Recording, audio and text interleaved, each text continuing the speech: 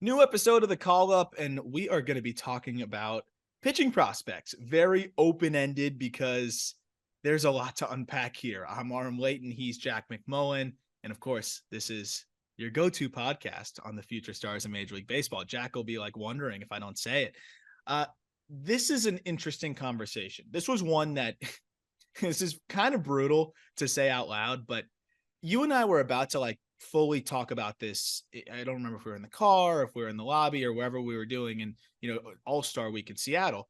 And we almost put a pause on the conversation. We're like, let's just like talk about this on the podcast, which is kind of brutal because like we could do both. But I'm glad we did because I think there's a lot of things that are just going to kind of come out of this conversation that just going back and forth about what the state is of pitching prospects, where we're at in terms of pitcher evaluation now that we have a draft that just happened, now that we have a lot of updated top 100 lists, now that we're in the process of updating our top 100 lists. So there's a lot of stream of consciousness and important topics that I'm just kind of excited to bounce back and forth with on you or with you. Yeah, no, it's a unique conversation because I think the overall talent level of pitchers in minor league baseball has never been better, but the execution, you could argue, is like worse than it has been in recent memory. Like, obviously, there are some guys that are walking, 2 guys per 9, but there are way more bullpen arms and starting pitchers that are walking like 5.5, 6 guys per 9. Kyle Harrison is a confirmed top 100 guy that is walking 7.5 hitters per 9 innings. Yeah. Like, what are we doing with pitching in that regard? But again, Kyle Harrison is left side, high 90s, crazy changeup. Like, I don't know, man. It's pitching is good. Like, don't get me wrong. There's a lot of talent, but this feels like a bad class of pitching. So I don't know. It's going to be interesting to just kind of like talk through how many pitchers are going to be the top 100, which pitchers are going to be the top 100. Like, there's a flaw with every pitching prospect in baseball right now. And unfortunately, for probably the best one, it's availability in Andrew Painter, which we'll get to in a moment. I've got two non-baseball things off the top, though, that just popped into my mind. And I feel like you'll identify with one of them. Are you going to do the Barbenheimer thing? Are you going to do Barbie and Oppenheimer same day? No, I'll just watch Oppenheimer. Okay, so I'm going to go see Barbie, I think, Saturday morning, and then I'm going to go see Oppenheimer Monday night. So that was my question. Are you going to do both? Second one, I was at a coffee shop this morning, and they were playing the Beatles, like, 3-4 songs in a row of the Beatles. I think the Beatles are the most overrated band in the history of music.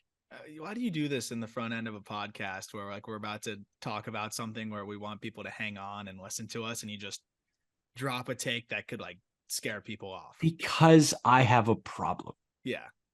I don't have a take on that. I don't even know what good music is in comparison to that. Like I can't comment on that, but I'd say that the amount of money they've made and the amount of albums they've sold, like I don't know, how could they not be one of the best? Whatever, man. Thanks for not glad you got those off your chest. Pitching. Yeah, I needed to. So back to the pitching side of things.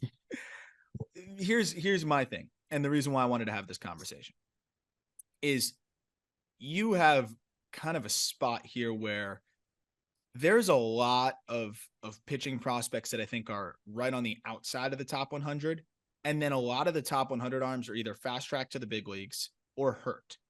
And I look at our top 100 list as we're updating it, and this episode's going to kind of clue you in a little bit of where we have these pitchers stacked up and kind of be a little bit of a teaser to the pitching side of the top 100 list.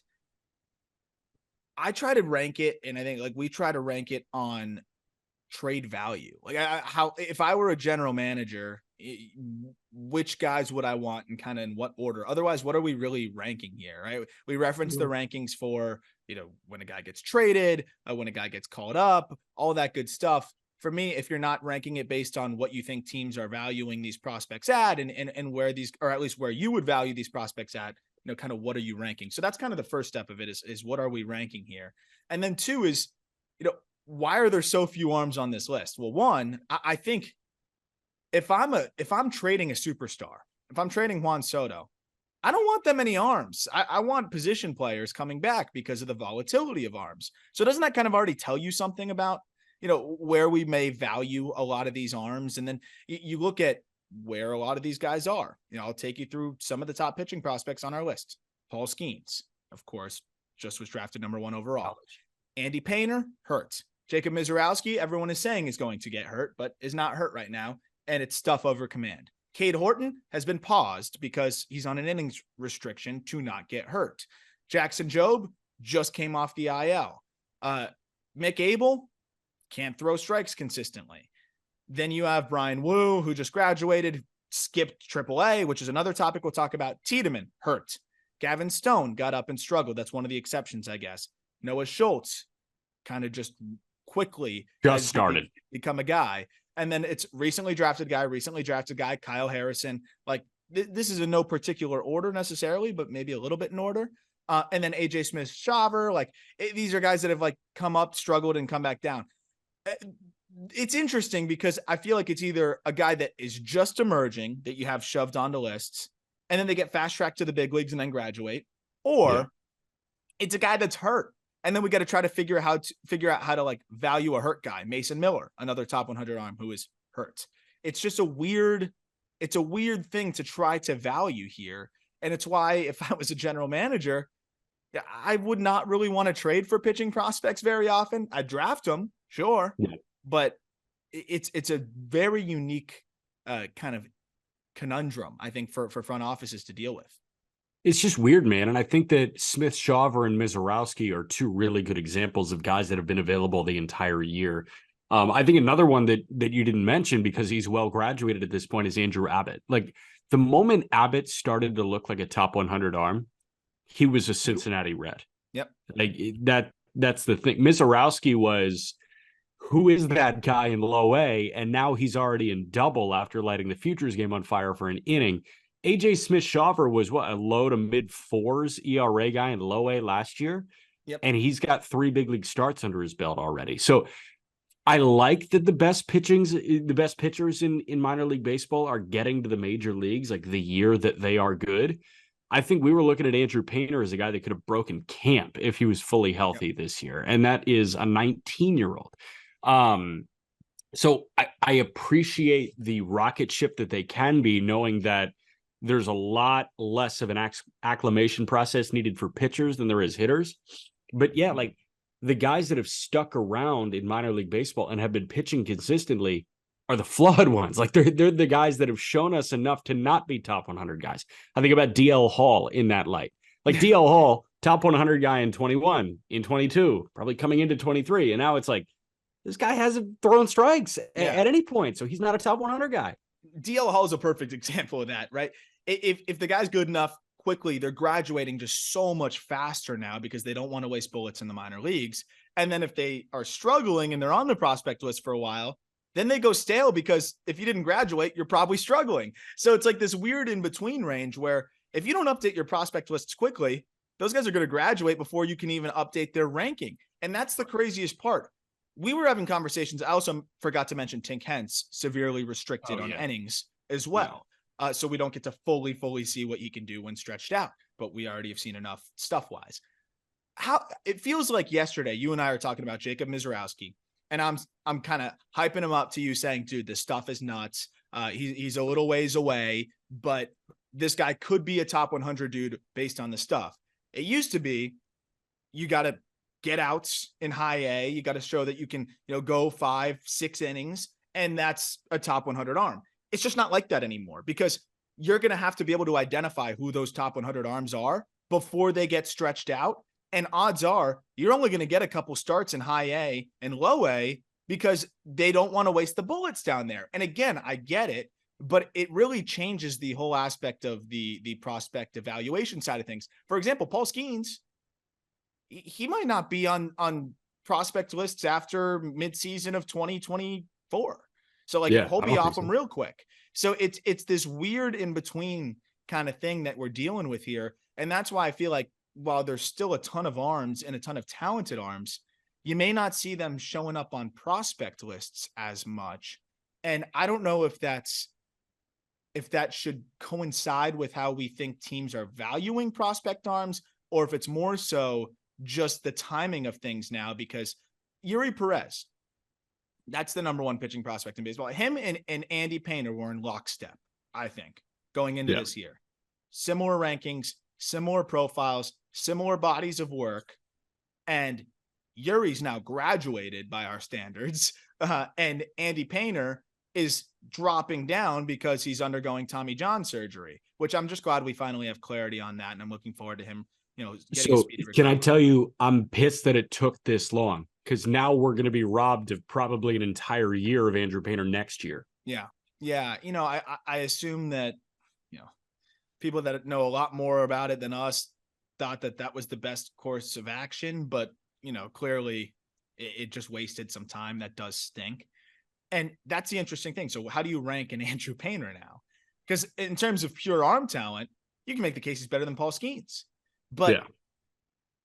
if we're ranking it based on trade value, what's Andrew Painter's trade value?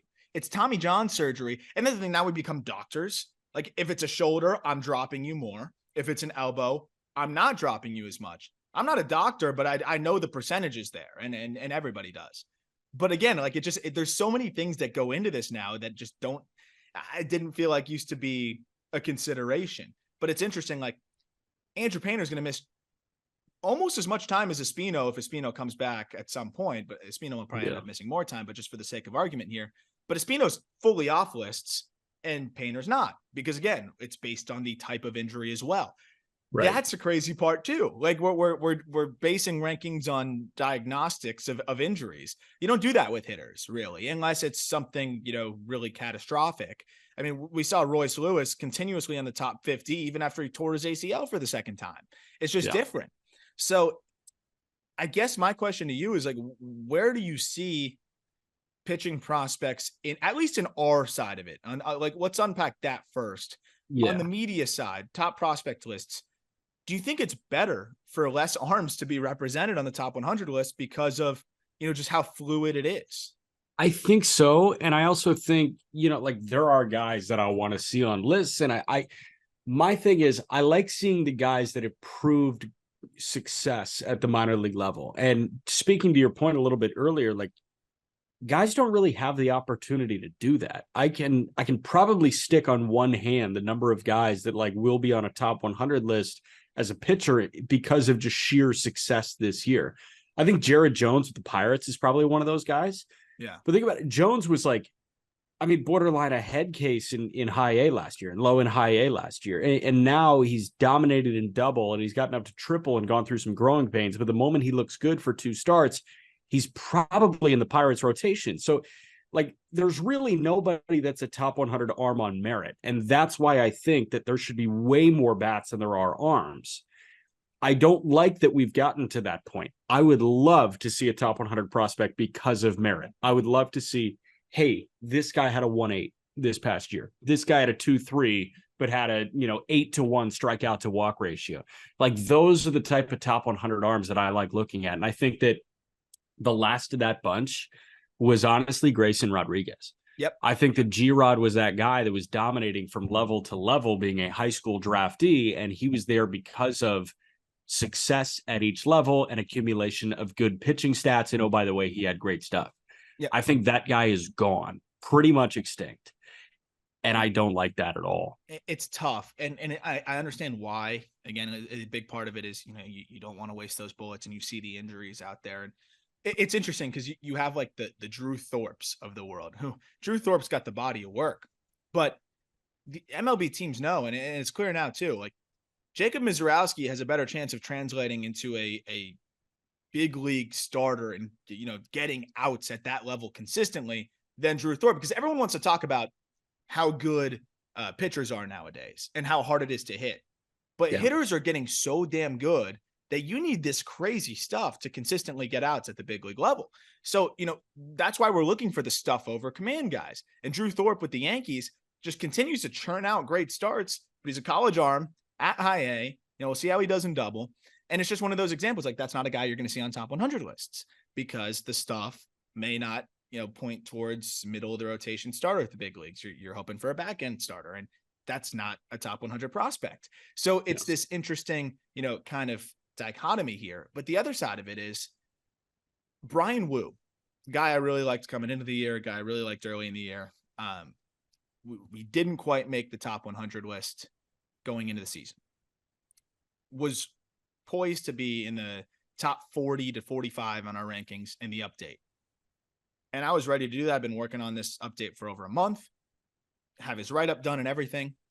He's, at AA, goes straight to the big leagues, and now he's already graduated before we put the top 100 list out. Maybe part of that's my fault, not getting it out quick enough, but that just kind of shows you again, if you're good, if you're looking good enough to be a top 20 pitching prospect, you're probably going to graduate very quickly. And that's exactly what we're seeing. And if you're not graduating, it's because you're hurt or you're on an innings limit. And that, like, I want to circle back to just like the top arms. Yeah. Like, who are off the top of your head? Like, who are the 2 or 3 arms you're taking, over anybody right now in the minor leagues? Paul Skenes. Probably still Painter. Like, you're still taking Painter over those guys. Like, would you rather take Painter and wait a year and a half, or take Tink Hence? I'd rather take Painter and wait a year. Isn't that crazy? So that should show you also where we value him. Like, I see people dropping Painter way down the top 100 list because he's out for the next year and change. Yeah, but he's 19 years old. I agree. Like, he's somebody I'm still taking over a lot of these arms. Like, and those arms may end up having Tommy John surgery, and they have their delay later on. For me, it's like a delay at this point more than anything else. Here's the thing. I've seen Painter go 6 shutout as an 18-year-old, 19-year-old. Have we seen Tink Hence throw 6 innings yet? I don't think we've seen 6 yet. I don't think so. Like, and what do you want from a starting pitcher in Major League Baseball? Let's think about this. Like, do you want 4 innings of 1-hit ball? I don't. I want 6 innings of 1-run ball. Yeah. And so that's the interesting thing when we circle back to like the Skenes conversation of the 1-1 pick. There's 2 sides to this, I think. One is pitchers like Skenes are so hard to find. Big, durable, so we think so far, body of work, deep into starts, proof of success already. I know it's not professionally, but like, it's going to translate. But at the same time, I always talk about how I'm not taking a pitcher 1-1, but maybe you can get the rare version of a pitcher 1-1. And that's what the Pirates did. I know you're warming up to that pick more and more. As you look at the state of pitching prospects in general, do you feel like Paul Skenes can be the exception to the rule that we have seen here, which is, guys either end up getting hurt or end up just getting fast-tracked and kind of struggling at the big leagues, but they'd rather have you struggle at the big leagues than waste bullets down, in the minor leagues? Like, Skenes feels like he's the exception to both of those things, and that's why the Pirates said, let's snag this guy besides the money side of things. But that was a big reason why. Yeah, I think so. I think the reason that I'm warming to the Skenes pick is, yes, because I think he bucks the trend of like the 3 innings of pitching ninja type stuff that we see from Tink Hence and, Mizorowski at this point. I think Mizorowski can get stretched out. I think Tink can get stretched out too. It's just those organizations have not done it. I think I'm warming to the Skenes pick because, we've seen this guy throw 120, 130 pitches in an outing. And to your point, like, I think this is the kind of guy, if he were to make one start of the complex that went 2 innings and then get the call up to Pittsburgh, like if he did not go to an affiliate at all, I think this guy wouldn't get blown into oblivion. I think that it's a sink or swim thing. When you see Skenes, I see Hunter Green with probably like a comparable slider, because Green slider is awesome and a better changeup. The concern that has been very well documented is fastball shape, but like you mentioned it, like 100's 100, dude. Like if you're hitting 102 and like if you're commanding 101 on your 115th pitch of the night, like you're doing that. Nobody else really does that. So I don't know. I think this guy is very talented. I think that he has as much talent as any other pitching prospect in baseball, but I think that his floor is so much higher than everybody else because we've seen him throw 9 innings, because we've seen him throw 8 innings. I understand that it's college, but like, has Mizorowski thrown 9 innings in junior college? I'm not sure. I don't know. We didn't see it. I just saw a 21-year-old do it this year. I think that's why I view Skenes in a different light. He went 7 2/3 against Jefferson College. Oh, Jeffco in Missouri, Mark Burley's alma mater, Yeah, Jeffco. struck out 18. How about that from Mizorowski? I mean, dude, those poor JUCO hitters. Can you Dude, imagine? they're looking at Slender Man with the long ass. He looks like Flat Stanley, honestly. And just seeing that dude like with that delivery, you're like, wow, I'm in for a shit afternoon. And it's funny though, because like that's a guy that kind of still flew under the radar in the drafts, and also like, you know, I think a few years ago, at this point, still wouldn't be considered a top 100 prospect, or maybe like would be a fringe top 100 guy, but wouldn't be considered one of the best pitching prospects in baseball. So looking at it now, and I'm looking at, you look at some of the other rankings like Baseball America's top 100 update and others. Yeah. There's like, depending on what you look at, there's not going to be more than 5 arms, really, 5, 6 max in the top 50. In the top 50. That I think kind of says a lot in itself. But again, I kind of pivot back to it. How, like, we could play a game where I go through every single position player and tell you to stop me before, you would take Tank Hens over them.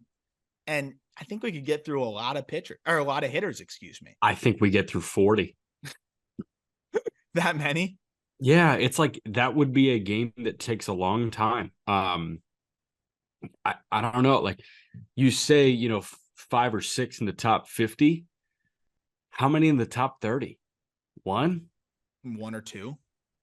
And one of them's out for the year? Like so without going in circles too much, here's my next question. If that's the state of pitching prospects, it's still relative because you need pitchers. And there's still guys coming up and succeeding, but it's half your roster. It's half your roster. So do we then push up pitching prospects that, maybe aren't quite as good as, others that had been ranked in the top 50 in the past? Or is it just one of those things where we're just not really seeing that many pitching prospects on the top 100? It becomes a very hitting centric thing. And you almost have like your separate list of top 20 pitching prospects in the game, and 10 of those guys aren't even on the top 100 list. Yeah, I think we just chalk this up as a bad year for pitchers. And I think that you have a ton of hitters. Do you think this turns around? You don't think this is a trend of where we're heading in just the world of pitching prospects? I think it's cyclical. Like, look at all the rookie arms this year, like G-Rod consensus top 10 heading into the year. And then you've got, all these other excellent pitchers that have made their debut so far. You think about the two Mariners and Wu and Bryce Miller. I think about Andrew Abbott. I'm just like working off the dome. Yuri Perez, like, I don't know. I think that there have been golden ages of pitching prospects, and we were obsessed with the pitching prospects on the end of year top 100 last year. So I think that this is cyclical. I think we just chalk this up as a bad year and see if it changes. But if this is a fundamental industry-wide thing and this is a baseball movement, then I think we got to embrace the new reality. But I don't think that we can push a guy up for the sake of pushing him up. Like, oh, we need a pitcher here. I agree. I think that a hitter is more valuable. Yeah. 100%. And that's why I'm having I love that we're having this conversation, because it kind of peels back the curtain on the top 100 process here. And the funny thing is, I feel like a lot of the arms that end up getting overlooked end up being quality starters too, that probably should have been top 100 guys. So you'll get like a Logan Allen. A lot of people didn't have him in the top 100. A lot of people didn't even think a lot of people didn't have him in the top 10 in the Guardians. How about a Bybee, man? I didn't even mention the Guardians. Gavin Williams, Tanner Bybee. Like, Tanner Bybee is going to be a big league starting pitcher for a decade. Yep. And he was not a consensus top 100 arm. Yeah, we had him up there, but again, like quickly moved. So I think the one thing that's going to kind of change is that they're just not going to be on the lists that long. So what you're going to need to find is be able to identify these guys at the lower levels, and they're probably mostly going to be in the back end of the top 100, get shoved up to the top real quick when they prove that they can succeed in the big leagues, then they graduate like an Andrew Abbott. And I think that's kind of the state of where we're at in this industry and when it comes to pitcher evaluation. But I do think that there's going to be a world where, you have a little bit more pitching depth and guys that start through the lower levels and climb, especially with these high school guys that at the end of the day, they're not going to fast track them too much. But there is that level of, hey, guys are just not going to spend as much time in the minors anymore. And I think that's a big part of it. You have a combination of guys not spending as much time in the minors and guys getting hurt that I think is going to keep pitching prospects kind of lesser, on these lists, no matter what, even if it is Yeah. cyclical. But at the other side of it, you have guys like Bobby Miller that threw plenty in the minor leagues and just, continue to get better in the big leagues and spent plenty of time in triple. So I think it'll be case by case, but I get it. I'd be nervous having my pitchers waste bullets in the minors too. I absolutely would. And that's Think why about you it. saw Oakland fast track Mason Miller, knowing that he has a lot of red flags health wise. He's hurt right now, but at least he got to make 20 or 4 starts, 21 innings at the big league level. And you could see that guy can get outs there. So now when he's healthy, no need to have him anywhere other than the big leagues. But, could you imagine if he threw those 4 starts in the minors and then got hurt again? We wouldn't even know for sure, if he's a guy that can perform at the big league level just yet. Now we know Right. that. And now the focus is let's keep him healthy, but we don't need to find out if he can pitch at the big league level. So I think they'd rather sink or swim at the big leagues, have more clarity, and then see what happens. Like AJ Smith-Shawver, who that guy was fast tracked like none other, and that's the Braves' MO. Crazy. Clearly wasn't ready for the big leagues at all. I thought he was barely ready for AAA, but you got your answer, and now he can work on things in triple, I guess.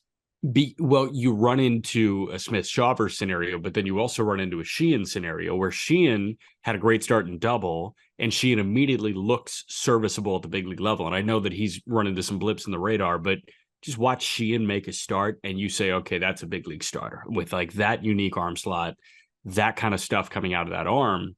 I think Sheehan is like almost the other example. And I know that Sheehan is a college guy and Smith-Shawver was a high school guy, and Smith-Shawver's 2 years younger than Sheehan at this point, but maybe more. Maybe more, maybe 3 years younger than Sheehan. But I think that's what everybody's hoping for. Like you have this breakout in double, and then you just go. Brian Wu, it was a breakout. Like you were looking at some of the underlying data, you were looking at the pitch data. But this year he was having a breakout in double. Okay, go. Like, let's see what we got. And I think that we're going to get more heat checks in terms of promotions and call-ups than we really ever have. Also, before this like leaves my mind, I'm also thinking about it in terms of like the card market as well, because that was a very difficult thing. Excellent point. Excellent point.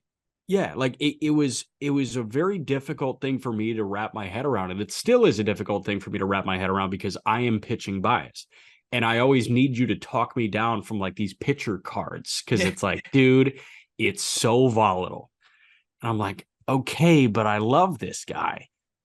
And then you see Andrew Painter who looks foolproof. Now he's got TJ and he's going to miss 2 years. So I don't know. I think you can almost look at it from the card market perspective as well, where it's like, who would you rather have? The 5th best hitter in the Rangers system or the 2nd best pitcher in the Rangers system? And I think it's funny, for those that aren't involved in the card market, the reason why Jack brings up that great point is that guess what? Most pitcher cards are discounted pretty significantly. I mean, like if you have one of the best pitching prospects in baseball versus one of the best hitting prospects in baseball, you're talking about cards that are probably 10 times apart from each other. Yeah. And that's the craziest part. But I get it, right? Like you'd way rather have the Ellie De La Cruz than, the Paul Skenes card that doesn't exist yet. Like it's the nature of the beast because people don't want to invest their hard-earned money in something that volatile. And it's kind of the same thing with GMs at this point. Unless you really, really, really, really like the arm. And for the special arms, you'll see that those prices will be up. I think Skenes will end up being one of those pitchers that kind of bucks the trend, ironically. But again, like Andrew Painter, you're sitting on that. Well, some of the first pitcher cards I bought was Sandy Alcantara, which that's its own kind of funny conversation, and Sixto Sanchez. And I sold most of the Sixtos, thank goodness. But I have a Sixto Sanchez Bowman Chrome Auto right now. I probably couldn't give that away. Like it might as well be a chew toy for my dog. So it's just like one of those things where it just shows you how quick things can go the other way. Because there was a point in time where Marlins fans probably would say, I wouldn't trade that guy for 2 top 100 prospects. When he was coming up in 2020, they probably wouldn't have traded him for anybody. And now they can't give him away. He can't even throw from 100 feet. So the last thing I want to talk about on the pitching side before we wrap up with just some trends in the minor leagues and some things that you saw recently, we talk about Ben Brown, another arm that top 100 type guy, quickly got up to AAA, but kind of a different outlook, kind of a guy that's you're going to have more of a body of work under his belt, which is nice. But you look at some of the top performers in the minor leagues right now, and a lot of them are not top dudes. And it shows you how much more we're looking at the stuff than the numbers because of how much more it matters. And nowadays, because we're really looking at, can these guys translate to the big leagues and not, how are they performing in the minors? Again, a big reason why is, Kyle Harrison is by a lot of evaluators still considered a top 3 pitching prospect in baseball. I'll spoil it for you guys. Like I'm a little bit cooler on him, and I think he's going to be lower on our list than a lot of others. I just can't get behind 7 walks per 9. I know he's 21. I know that he's striking out 15 per 9, but I just can't get behind that. And that's just kind of where I'm at. But you look at some of the guys with the highest strikeout rates in the minor leagues with a minimum of 40 innings pitched. John McMillan, 25-year-old, 46%. That's kind of my name. Sorry? That's kind of my name. Yeah, John it's McMullen. almost your name, John McMullen. Andrew Abbott, he's gone. Emmett Sheehan, he's gone. He's up at the big leagues. Kyle Hurt, no one's really ranking this guy as a top prospect, but he comes in at 4th in strikeout rate. Jack Neely, he's with the Yankees, 40% K rate. I haven't seen him on one list. Liam Norris, 38% K rate. You seen that guy on one list? I haven't. No. Because these guys, you can get outs and strike out a lot of dudes in the minor leagues and not have stuff that translates to the big leagues. So, like, that's another wrinkle in it. You got to scroll all the way to Kyle Harrison and maybe Connor Phillips if people consider him a top 100 guy, 37% K rate. He's 11th. Kyle Harrison is 12th in the minors among those qualified pitchers in strikeout rate. You got to get to him to kind of find a guy that's not in the big leagues that's a top 100 arm. And he's walking 17% of batters. Then from there, you got to go to Mizorowski, who's walking 13% of batters. And then from there, you got to go to Cade Horton, who is shut down. And then you finally get Chase Hampton, who's like this breath of fresh air, who came out of nowhere with the Yankees to now be like pretty much a consensus top 100 prospect. 6th round pick in 2022. Not even 22 years old yet, has absolutely been carving through high A and double A in his first pro season.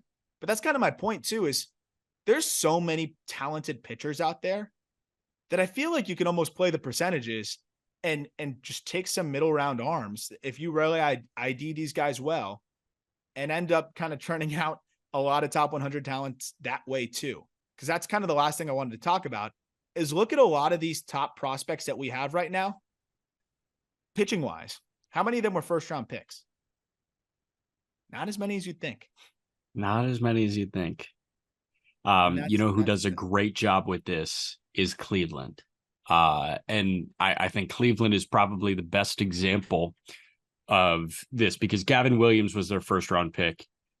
Bybee was a 5th round college senior, right? 4th round college senior. Yep. Logan Allen was comp B or something. Like he was not a, bona fide like best pitcher in the class. Tanner Burns was not a bona fide best pitcher in the class. And then they have so many guys that are performing pretty well at the lower level. Cantillo is a trade, and Cantillo is not a 1st round pick by any stretch. Will Dion, another guy that's having another great year. Like none of these guys were bona fide stars in college or in high school. No. Like, you can look organization by organization, and I think Cleveland is probably the best way to look at it. And, the Dodgers are another good way to look at that, too. Like, Gavin Stone was 5th round out of Central Arkansas in 2020. Miller was out of the 1st round. Sheehan, yep. But I think, if you just went like 1st round by 1st round by 1st round, you're not going to find very many star pitchers taken in the 1st round. No, I mean, it's pretty split. And so, and I think that's an interesting side of it too, you got the Gavin Williams of the world. You've got, the painters of the world, but even then, like from there, I think it's really interesting because you look at a lot of these other arms, like Tink Hence, not a 1st round pick. Mizorowski, not a 1st round pick. Those are arguably 2 of the top 4 pitching prospects in the game. Of course, you've got Horton, but he was a big time underslot at 7 and just a guy that had crazy helium in the 11th hour. So it's really interesting from that lens too. And then Wu, of course, not even near, I think it was like a 7th round pick. So it's fun and it's an interesting approach. And I think there's a lot of different ways to go about it. But even Kyle Harrison, again, another guy, not a first round pick. How would you approach it to wrap up this side of it? And then let's talk about, some performers of late. How would you approach drafting / trading for pitching prospects? For me, I would trade for arms that we ID and under the radar type moves. And, like Cantillo is part of a larger package, things like that. But how Yeah. would you approach arms in the draft if you were, in charge of drafting or a general manager? Yeah. So I'm almost I'm almost never taking a high school arm. Honest to God, I'm almost never taking a high school arm. There's so much variability that comes with that. If I have my pick of the litter, I'm going to get a guy that has thrown 100+ innings in college and has Because some had people success. look at that as a negative because of tread on the tire. Don't care. Don't. I want a guy that has proved that he can pitch consistently, and that Skenes. Rhett Lauder was a guy that proved that he can pitch consistently and pitch successfully consistently. Dolander, I like him. I think he's really talented. If I'm a GM, I don't take a guy like Dolander because he didn't prove immense success to me his junior year. Yes, he was available. Yes, he pitched every week, but that's not necessarily the guy that I'm taking. I think the Guardians do a really good job of grabbing those guys. A Doug Nikhazy out of Ole Miss, a Parker Messick out of Florida State. I think those are the kind of guys. If I have the chance to go grab one of the more successful pitchers in college baseball by strikeout to walk rate or by ERA or by whip, I'm going to go do that in the third or fourth round. Yeah. I'm almost always taking a bat in the first round, and I will take successful college arms after that. And you can go upside in the third round too. You know what I'm saying? Like you can balance that. You could go successful college arm like a Ty Madden in the second round, but then you could also swing for the fences with a Ricky Tiedemann in the third and go both ways. Ricky Tiedemann was a third round pick out of JUCO, Golden West College, and they didn't have to go over slot to get him. He got pretty much right at the slot value. And that's arguably the best left-handed pitching prospect in baseball when healthy. I think he's better than Harrison. So, and another one like Carson Wisenhunt, second round pick. Robbie Snelling, comp pick, 39th overall. Noah Schultz, late first, and instantly is becoming one of the best pitching prospects in baseball. Jordan Wicks, first round pick, but that was that like college arm that was really solid. Jake Eater with the Marlins, fourth round pick. So I think that's the approach I'd take too. Unless you have this Paul Skenes type of talent, which I think you can buck your trend and stray from your system. I personally would have that same approach. I'd be going college arms or swinging for the fences in the middle rounds. And grab the 6'9" high schooler in Noah Schultz. Exactly. You can make your exceptions to the rule if you really, really like guys. But generally speaking, if I need an arm, I'm not just taking one in the first because I need an arm. I think that you can go find that guy in the third or fourth round or second round. And every single year now we see it because pitching is so volatile that guys flame out in the first round, but on the flip side, there's every single draft is going to have so many dudes from the second through the seventh round or beyond that end up being top prospects because there's just so many guys that throw gas nowadays. There's so much to unlock and there's so many things that we can maximize from dudes' arsenals. So I'd rather play the percentages and in both ways. Play the percentages by taking multiple guys in later rounds and play the percentages by not taking an arm in the first round unless it's just a slam dunk or a guy that just falls into your lap like a Jordan Wicks where you're like, oh, this fits our bill and, we can't really pass on this guy here. Yeah. Of course, you may end up passing on some arms that end up being really good, and that's fine. But I think overall you play it that way, odds are going to skew into your favor. Yeah, and my exceptions to the rule are honestly going to look like Sid Finch. Like they're going to look like 120 miles an hour. Like you dream on these crazy stories.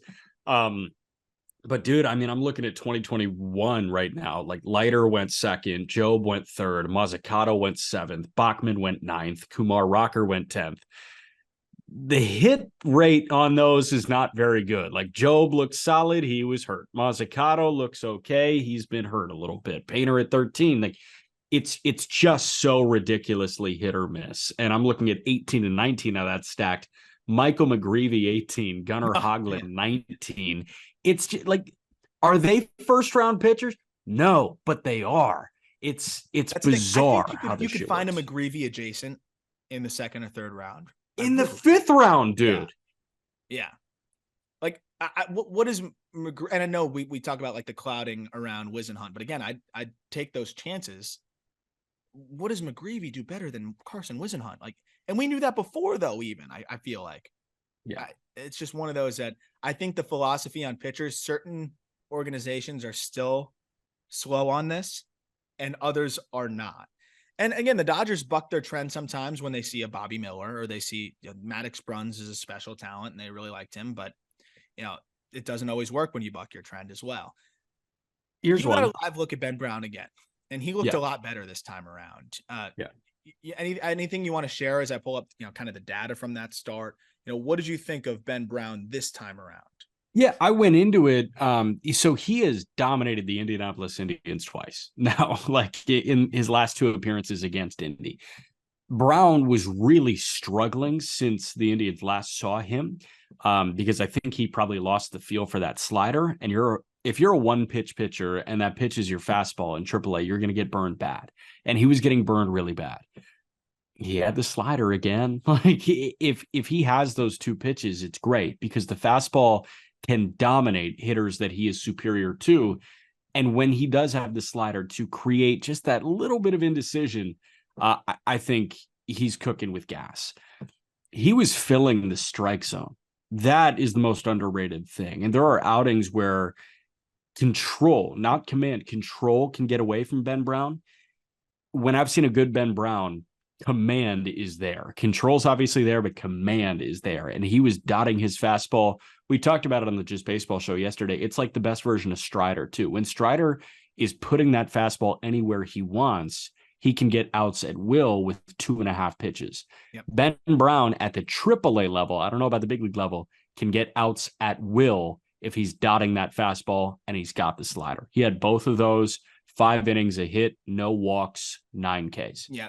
The Cubs prospect averaged 95 with it and was up to 97. But yeah, I think the most impressive thing is the no walks, 9 Ks, the feel for the breaking ball. And I mean, this guy, if it all clicks for him, he can be really, really good. And this is the interesting thing is, so we get excited about the guys that get fast tracked and we're like, ooh, maybe we should get this guy pushed up on the list more. But let's talk like Ben Brown versus AJ Smith-Shawver. Let's throw age aside because obviously Smith-Shawver is going to be the better prospect because he's younger. But in terms of just like who they are as pitching prospects and their resume, blind resume, we put age aside. Would you rather have a guy that's like working through things in AAA, or like how much does it really help that he went up to the big league, struggled, and came back down? Like that's the interesting side of it too. I kind of like watching Brown get shelled and then come back and pitch really well, and then continue to try to build off of that and see how he handles the adversity. And instead of seeing a prospect get ragdolled back and forth, like I feel like it's really hard to value Gavin Stone at this point. Like where do you peg this guy? If he stayed in triple and continued to dominate and then had a couple bad starts and then looked really good, people would probably be holding him in a higher regard, but that they get fast tracked to the big leagues, get shelled, and then we drop them a little bit. And it's like, well, usually these guys wouldn't even get a chance in the big leagues. So that's the other side of it too, is I don't know if we should knock these guys for not being able to rise to the occasion of which most pitching prospects did not have to rise to before them. So I appreciate the argument of placing greater stock in big leaguers, like guys that have their big league debut under their belt, but it's just so ridiculously situational. If Ben Brown was an Atlanta Brave, I guarantee you he would have made 5 big league starts by now. And would have struggled. It would have been the shoot. Instead of Schuster, Dodd, Smith-Shawver, it would have been Schuster, Dodd, Ben Brown. And like Dodd wasn't ready to make his big league debut. Schuster probably wasn't ready to make his big league debut. And Smith-Shawver definitely wasn't ready to make his big league debut.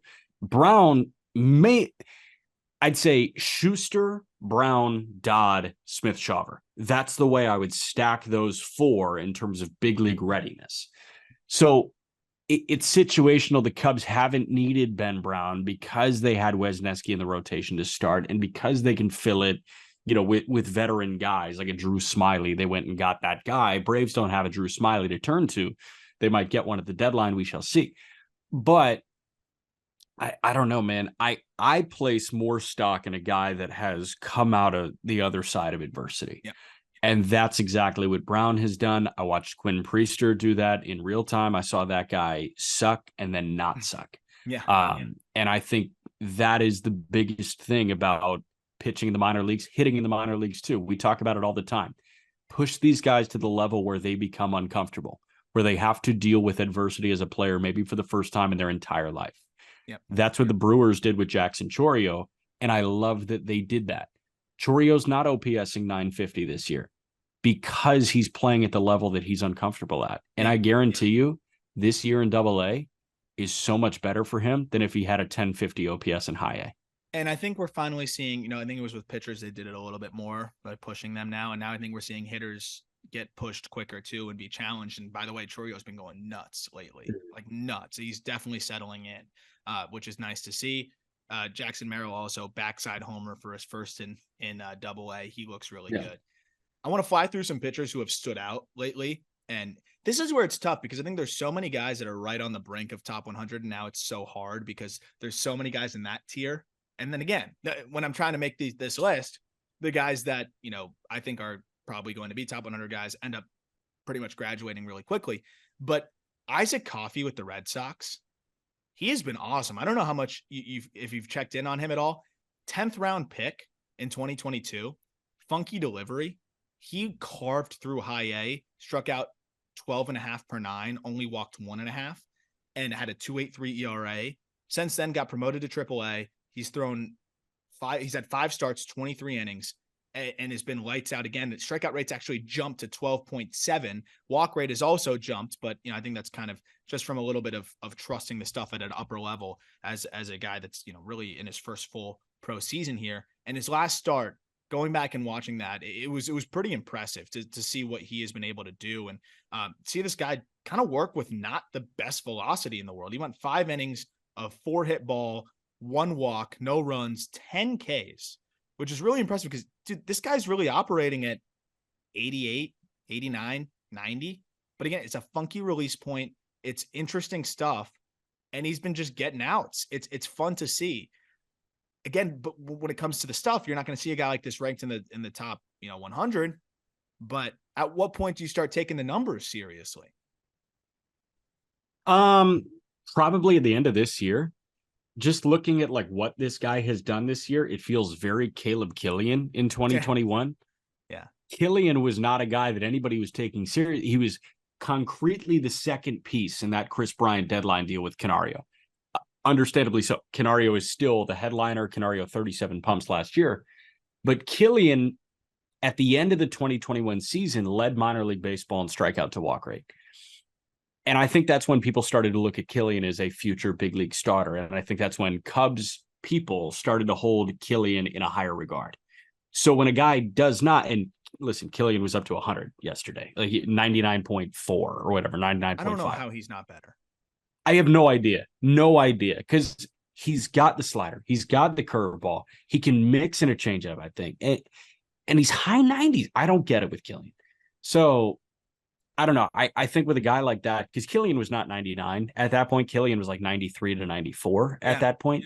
I think probably end of this year is when, you take a breath, you assess, and it's like, this guy could actually be kind of a feature piece moving forward. Yep.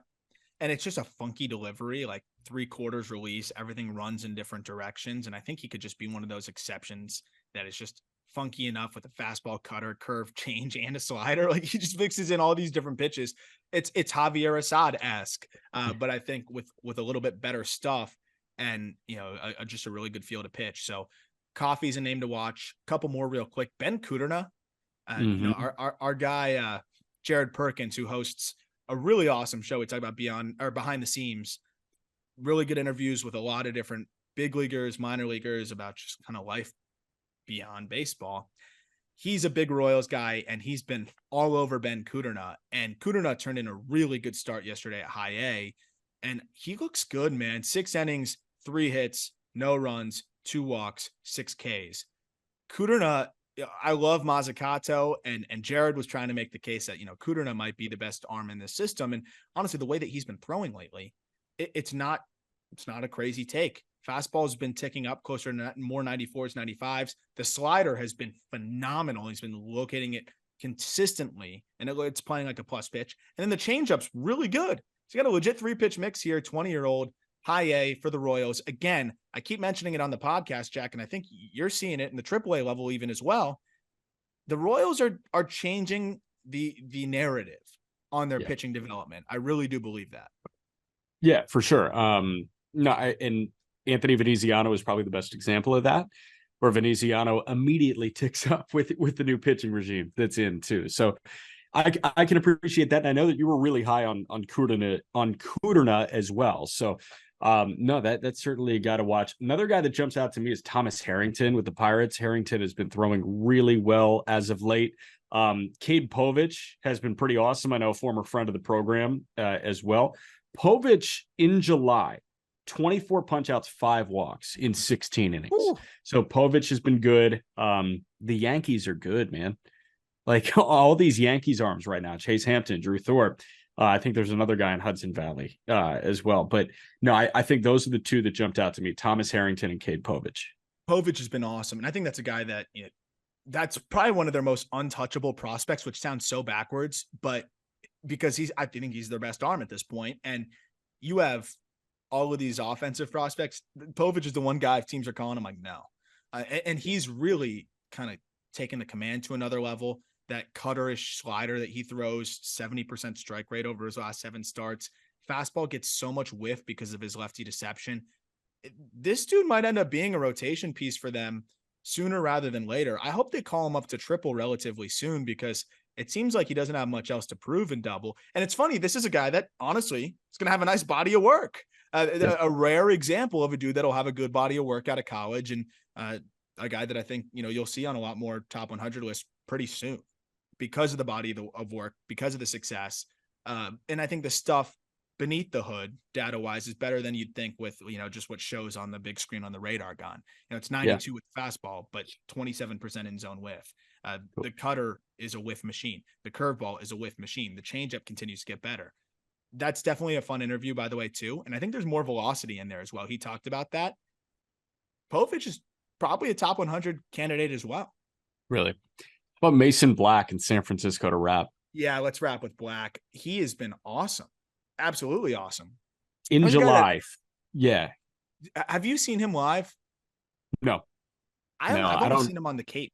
And on the Cape, there was just some jump to his fastball that it was one of those. I mean, the way it's set up in Brewster, as you know, like it's pretty close to home plate, but you could just really hear the whiz and the pop of the glove. And it doesn't surprise me that you see 32% in zone whiff on his fastball. It just jumps. It gets on you quick. And then he's got the cutter, and then he's got the sinker, and then he's got the slider, and he just mixes all of the looks so well. Black is another development example, I think, for the Giants. And finally, because, they didn't have much success with the Will Bednars of the world, but they end up salvaging with a Mason Black. We've seen what Wisenhunt can do. We've seen some of these other guys, but it was a little bit of a command question at first. He was struggling to consistently locate, and over the last 10 starts or so, he has been locating. Black looks like he could be a big league starter, and he's been succeeding in AAA through the first 2 starts. Yep. 4 starts in July, 2 in Richmond, 2 in Sacramento, 19 innings, 31 punch outs, 7 walks. Yeah, that'll play. That'll play. So we will have a lot more for you next week. Just kind of wanted to have this pitching prospect stream of consciousness with you all. And if you have any thoughts, feel free to hit them in the YouTube comments, tweet at us, let us know what you think about the state of pitching prospects in baseball, and what your thoughts were on kind of our conversation. Jack, any final thoughts as we go into the weekend? I'm waiting for the comment. Better than it's ever been. You guys are imbeciles. Start watching pitching for once, idiots. Yeah, no, that's fair. But no, it's, look at the lists. The lists are interesting. So thank you as always for listening. Look forward to talking prospects with you next week.